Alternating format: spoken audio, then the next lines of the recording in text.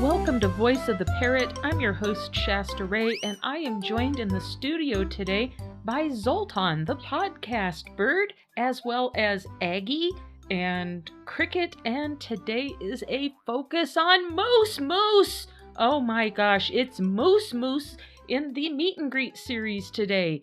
Yes, MooseMoose, and she lives up to her bizarre name. Trust me, her personality is as weird as you would imagine with a name like MooseMoose. Oh my gosh, where do we start with MooseMoose? So, in our last exciting episode in the Meet and Greet series, we talked about my impromptu purchase of Cricket, the little madman himself, and it sounds like they're over there chirping. I have them all across the room right now, and I moved the play stand over there so that they were all four of them kind of easier to flap around amongst themselves without much drama. And they have some seed, and there's plenty of space that way. They all have perches close to each other. So they're hanging out. They're going to get happy. They might start chirping here. We'll see. And I hope my microphone picks it up. I've had to also do a little bit different microphone setup. We'll get to that in a minute. But yeah, this is the MooseMoose episode. I've had a little bit of microphone drama and recording equipment drama and editing sound drama with this podcast. So I'm starting to kind of learn the ropes all over again. And oh, well, right there, that music says it all. News flash. I guess we'll just include that news in with the news flash. That's our news flash music. That's carrying over from the other podcast. This is great. Okay. So I guess before we get started with the MooseMoose episode, I'm recording these a little bit in advance as we do this. So probably by the time this publishes, we'll be a couple of weeks into the effort.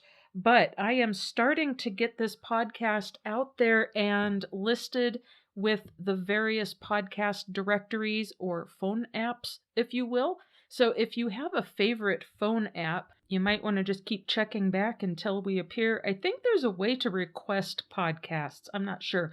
But if you do not see this podcast showing up in your favorite app, send me an email at voiceoftheparrot@gmail.com. Let me know who you are and what app you're trying to figure out with my podcast. And sometimes I can get listed on my end a lot quicker. There's ways to do that, and I just send them the RSS feed, and everything's good. So right now, as it stands, as I record this, hopefully by the time it publishes, some of these will be in effect. Apple Podcasts, it takes just a little bit to get approved and all of that good stuff. So I have applied for Apple Podcasts. It can take up to a month, I think, for them to get back to people.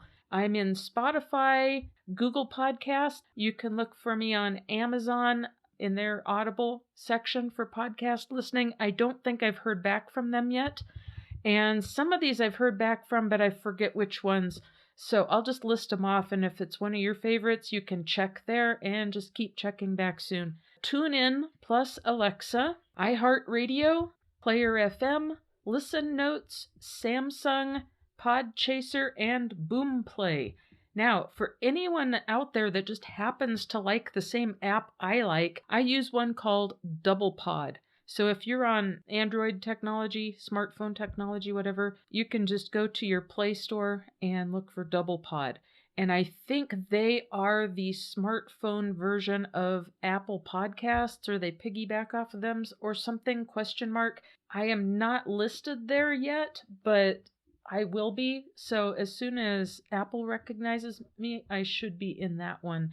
I like that one because it's very easy to use and very easy to navigate. The only downside with that one is it does not display show notes very well for anybody. So that's the only downside. But yeah, check back with your favorite apps. And here again, if you've got a favorite app that you would like to hear me on, just send me an email, voiceoftheparrot@gmail.com, and let me know what that app is. And I will look it up and see if I can get myself on there for you. Now, last but not least, I am also on the Podbean app. I am hosting this podcast with Podbean, and There's been a few questions with some of my friends out there that I sent links to, and they do things different. I use a different podcast company with my other podcast, and I did not realize there was such a vast difference in host sites. So let me tell you a little bit about Podbean. Now, they have their own app, and I think you can just look that up, or you can go to podbean.com and probably download their app there. And it will freak you out at first. I'm not going to lie. They're going to ask you for email address, email information, as well as your credit card information. You do not have to give them any credit card information. You can bypass that screen. It is not necessary. Do not let it freak you out. And I think on another cell phone, a friend's cell phone, we were able to bypass the email screen also, but I don't remember how we did that.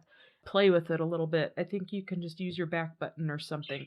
But it makes it handy to log in if you just link it up to your Gmail like everything else does these days.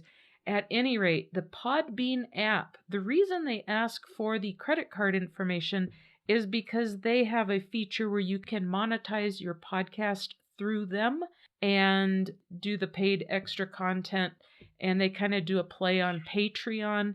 It's not the same as Patreon, the brand website that everyone's familiar with these days. It's called Patron, their patron program, and it works a lot the same like Patreon. So if I were to choose to do something like that, you would have to be downloaded to that particular app and play into that particular brand. So I have decided I will not be doing things that way because I think it is too exclusive and I think it is too narrow. And it's a good feature. It's a good feature.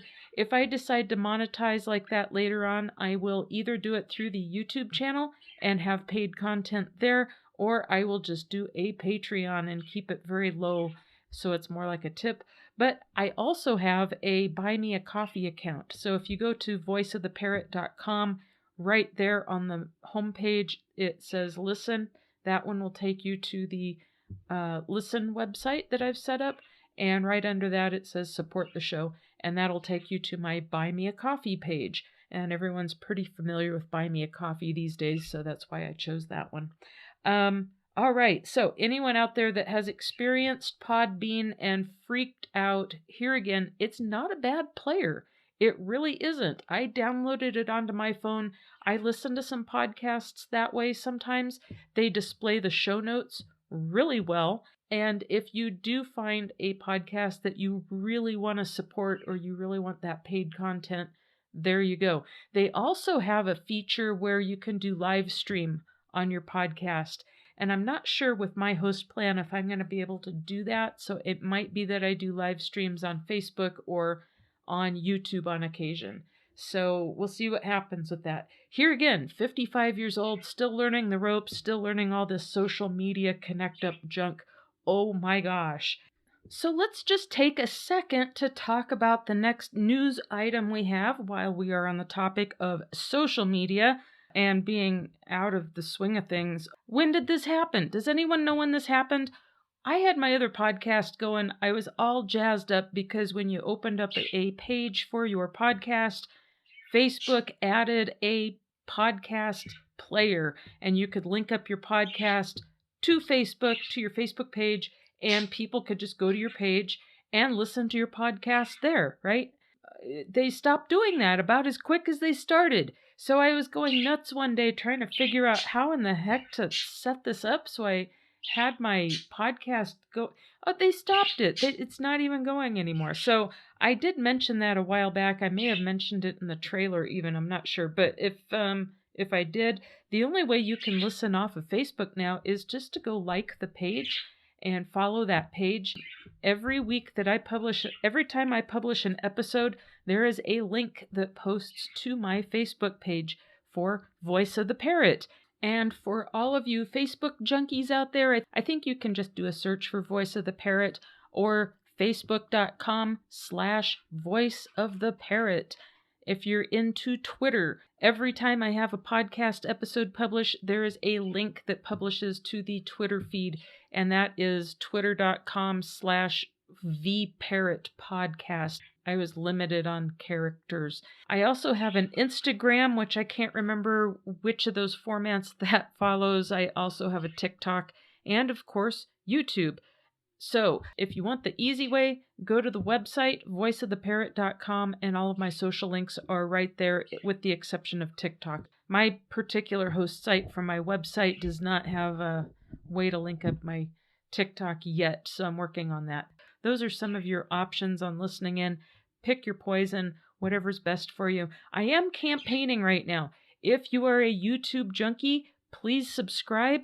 As soon as I get 500 subscribers, oh my gosh, it will help pay for some of the expenses automatically because YouTube changed how they do things for creators, so you don't have to get quite as many subscribers to start getting in on a little slice of the pie with the ads, which they add anyway, so that you're going to deal with the ads regardless.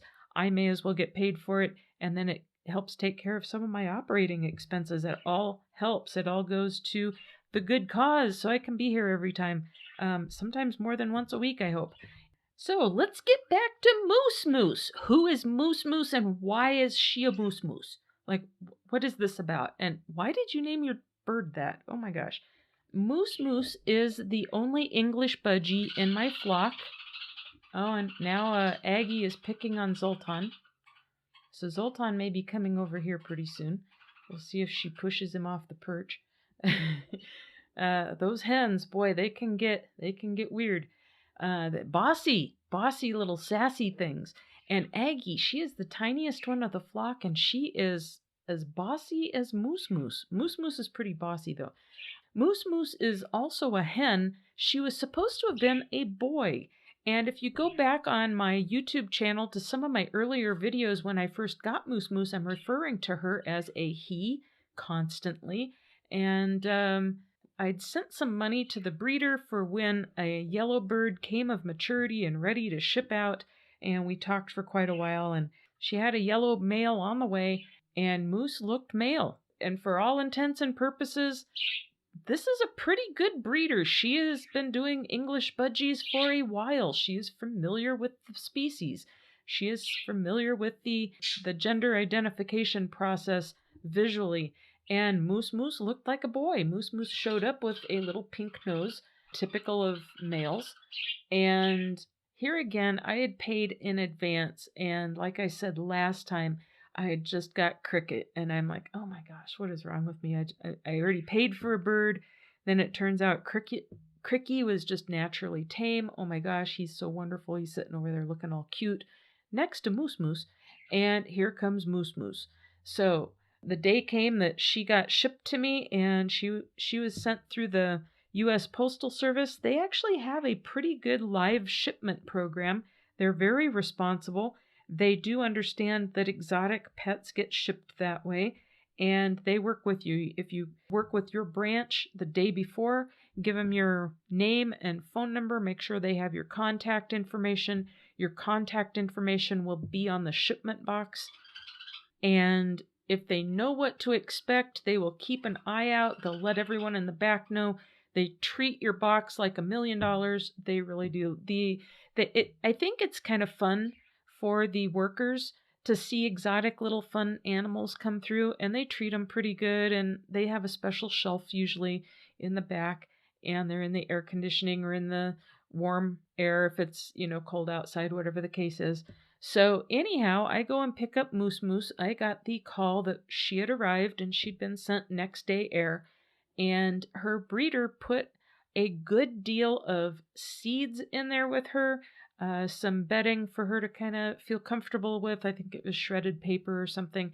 And she had a little flat plastic dish with water in it that had a lot of paper toweling, so it couldn't really spill, but there was the moisture there, and a good amount of fresh apple, so that if she did need to find her way to some moisture, she had moist food, she had dry food, she had a water source, and she was packaged very well and was handled very well. I was very happy with that. So I wanted to mention that.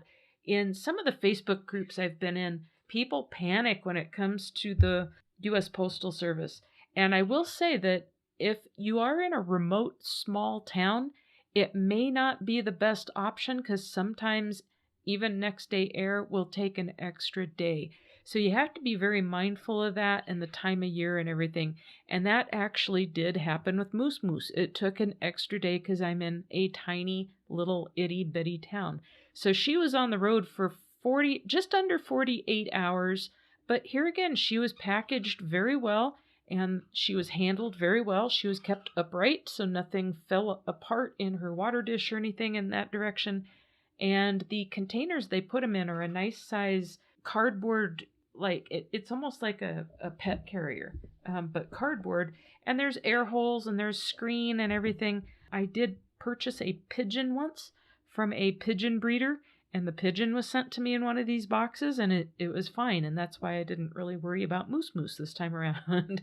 So anyway, she arrived, and I was so anxious. I got her home, and I was just on pins and needles waiting for the post office, and they knew it, and they called, and I was down there. I live a mile away from my post office, so I was there and got her on the front seat, and I'm kind of peering in through the air holes in the screen, and she's just chattering at me. She's doing that scolding noise that they make, the irritation noise, and I was kind of giddy about it. So I get home, and I open the box up, and I'm got this glorious moment that my sweet little hand-tamed English budgie baby arrived, and oh my gosh, she was chattering at me, and she was upset, and she was worked up, and I was not what you would think.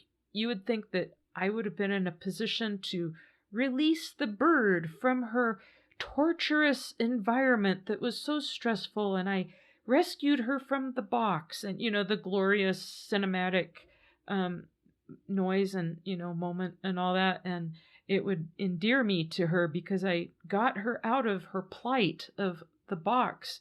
Oh no, not MooseMoose. No. She blamed me for her plight in the box. I was blamed for that. It wasn't that the person that raised her stuffed her in a box and got rid of her, and I rescued her from this terrible situation that, from her perception it had to have been. No, she blamed me for being in there in the first place. So I don't know. She's a smart one. And thus started my relationship with MooseMoose. I have been in love with her little tiny bold soul ever since. She is just amazing. She started acting weird right off the bat. 9 o'clock at night would roll around and she turned into a werewolf. She was trying to bite, and her personality, it was like a light switch. You get nearer, she was trying to chatter and bite and scold you and pissy. Oh my gosh, it was cute, but it was like, what is going on with you? You were a sweetheart 5 minutes ago. And then her nose started changing colors, and it would go from being pink one day, like what's typical for a budgie male young bird, to being white and blue the next, which is typical for a female bird. And then it would be pink. And then it was pink for a few days.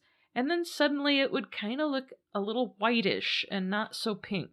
But then it would be pink. And then it would be whitish. and it just went on like that until all of a sudden one day it looked radically different. And within a couple of days it was brown. Then I knew. She was territorial every night because, I don't know, she's a hen, I guess. But she is larger than life. She is a little bit bigger than all the regular little pet shop budgies. And she's almost solid yellow. She's pied and has some green splotches on her. And then she's got very, very, very scattered, I guess, dilute markings. So where a normal budgie would have the black on the wings and the stripes, the barring on the head and around the face, she has very, very, very light gray, and on her wings it's very, very sparse. And a little bit of it is broken around her face, the barring, here again, very, very light gray where it does occur, a lot of green. And her little cheek patches started out blue, but as she hit more of a closer to maturity and started getting hormonal and everything, they developed this white, like frost on them. So her little cheek patches are blue and white, and it is really a cute thing. And I don't know if you're familiar with English budgies, but the way their feathers are formed around their eyes, it makes them look angry all the time. They just look like they are throwing you attitude constantly. It makes their little eyes look cross. Oh my gosh, they just look pissed off. And her personality is just crazy. She is acrobatic. She does crazy stuff in and out of the cage. She plays with toys. When I get lettuce out or greens out, she is on a mission to just tear them up with a vengeance. Oh my gosh, she is so funny. And she chases the boys around. If there's a new flock member, i.e., Mike, who came in after her, she would darn near hold him down trying to feed him. It was the funniest thing. She got very aggressive on the boys. And especially as she kept nearing maturity, it just kept getting worse. It seems like when she was young, like prior to maturity, she would just chase the boys around and try to feed them. And then now she chases them away from the food dish. She's really territorial, and she's a little pill that way. And when she was weaned and ready to send to her new home, she acted weird, and then just as she's kind of matured, she's acted weirder and weirder and weirder. Oh my gosh. I don't know if this is typical for hens or if it's just I got one with a lot of personality bursting out of her. I told her breeder, I was like, MooseMoose is not a little ray of sunshine. She's more like when you stare directly at the sun and it burns your retinas. She is just that bright and that animated and that over the top crazy. Oh my gosh. And her personality is nutty. Like she gets really determined to eat my phone, and she has her own little style of playing with toys that is just to die for. And when she's bored, she does these weird acrobatics where she hangs upside down by her feet, but her body's upright. So her like feet are going out and up over her body. She like twists and contorts herself, and she does it for fun. I don't know why she does this. She is just the funniest little bird that way. And the way she expresses herself has not really changed at all from the day I opened that box. It doesn't matter what mood she is in. I am like some sort of weird safe little haven for expressing herself. If she is irritated, she bites me. If she is happy, she bites me. If MooseMoose is overstimulated because she's watching videos on my phone, and yes, this happens, she will get mad at me because she can't get to the bird on the other side of the screen, and she'll bite me for that. So she's very expressive, and it's never like full-on aggression, meanness. It's more like that's how she expresses her emotions, and it doesn't matter what emotion it is. She just nibbles on me and bites me and gets silly. Sometimes she sings, and she uses this squeaky little chipmunk kind of chatter, and she'll sing for me sometimes, but it's usually I have to take her in the other room and be hanging out with her by myself. Sometimes she just wants attention, and that's how she shows affection towards me. And it's the only time I hear her make that noise. Anyway, one thing I didn't say is how MooseMoose got her name. Well, I knew I was getting an English budgie, and I knew that they're just a little bit bigger than the average budgie. So, Moose made sense, and I named her after Moose from the Archie comic books. There's a character named Moose Mason. So I thought, Moose Mason probably never has many pets named after him. Well, after Moose arrived, I don't know why, I just started calling her MooseMoose. It just came out that way. And I feel that MooseMoose is more feminine than Moose, really. So maybe part of my deep psyche was picking up on that. I'm not sure. But at any rate, her name quickly went from Moose to MooseMoose. And I am telling you, as bizarre of a name as that is for a little budgie, it fits her to a T. She lives up to the name. She animates the name. And every day is something new with her. Oh my gosh. She is just so sweet and so lovable and such a little ornery thing. Holy cow. She's always getting in trouble. And I kind of compare her to like Miss Piggy. She's the Miss Piggy of all of my birds. She's big, she's blonde, she's beautiful, and she is about as obnoxious as it gets, and she's all about MooseMoose. It's all about MooseMoose. And one of the funniest things she actually does to all the other birds is if she sees someone enjoying something, maybe some birdseed or chop or millet or something, she has to go chase them away from it and then stomp on it, and she stands on it and eats it. If they're playing with a toy, she has to chase them away, and then she takes their toys away from them. So she is quite the funny little girl, and anytime I let her in Zoltan's cage, or I see her in Zoltan's cage, I leave their cages open so they can run around and go wherever they want through the day. Usually they hang out and play with toys and stuff in the cages. She trashes Zoltan's cage every time. Every time she makes a mess. And only his cage. She doesn't do it to anyone else's. So they do have their funny little personality quirks that they do. They have their funny little habits that they get into. And they all have their own little quirks that make them truly unique and truly special. And the one thing I want to emphasize with MooseMoose is I could have been all pissed off. You know, I could have been like, I ordered a boy bird and I got a hen. Sometimes you gotta embrace those happy little mistakes when they happen. The reason I didn't really want female budgies at all is because I worry about egg binding. And then I really don't want any reproductive action going on in my flock. I just don't want to worry about it that much. And with the boys, I wanted more singing. So what happened was I got a female English budgie that sings all day long, just the same as the boys.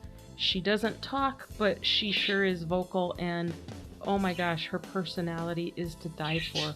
I wouldn't change a thing with her. So sometimes when you buy a pet bird, part of the reason I wanted to talk about her is that you're gonna have these surprises happen. You're gonna have, oops, I got this gender, I wanted that gender. Oh, I thought it was this, it turned out to be that. Embrace it. You may end up with your dream bird and you didn't plan it that way, but all things happen for a reason. And I assure you, if you are into that bird, you did your homework, you got it for the right reasons, and you welcomed it into your home, whatever bird you get is going to be meant to be, and it'll be special designed just for you. It just seems that it works out that way, especially when your heart is big enough to love a tiny little bird or a big bird.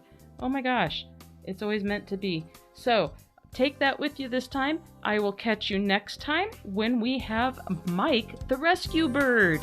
Have a good one, everyone. Bye-bye.